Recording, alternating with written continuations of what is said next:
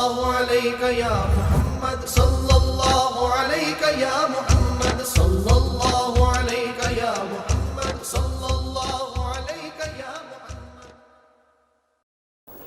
محمد.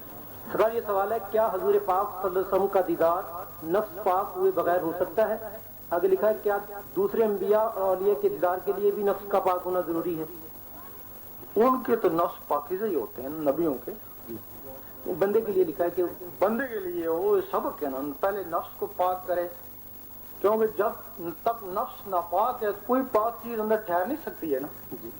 اب تیرا اندر ناپاک ہے تو بھلے قرآن پڑھ تو نمازیں پڑھ، اندر تھوڑی ٹھہرتی ہیں وہ تک قرآن میں نماز پڑھنے کا نہیں کہا ہے، نماز قائم کرنے کا کہا ہے.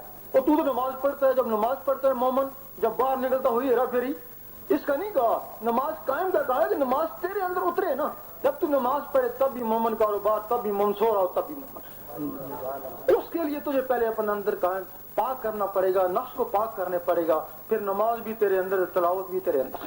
اللہ پھر جب یہ چیزیں اندر اکٹھی ہو جائیں گی نا تو پھر جو تیرے اندر روح ہے نا وہ طاقت پکڑیں گی نا، پھر وہ رب کی طرف ہو جائیں گی نا. جس کا بھی نفس پاک ہو جائے، روحیں طاقت پکڑ لیں، دیدار میں تو چلا ہی جاتا ہے. سر انہوں نے لکھا کہ نفس ولیوں کا دیدار بھی ہو سکتا ہے بغیر نفس پاک کیے؟ ولیوں کا جی ہاں ہو سکتا ہے، وہ تو جس کو چاہیں گے، جس کو چاہیں دیدار دیتے اسی کو دیتے ہیں جس کا نفس پاک کرنا ہوتا ہے.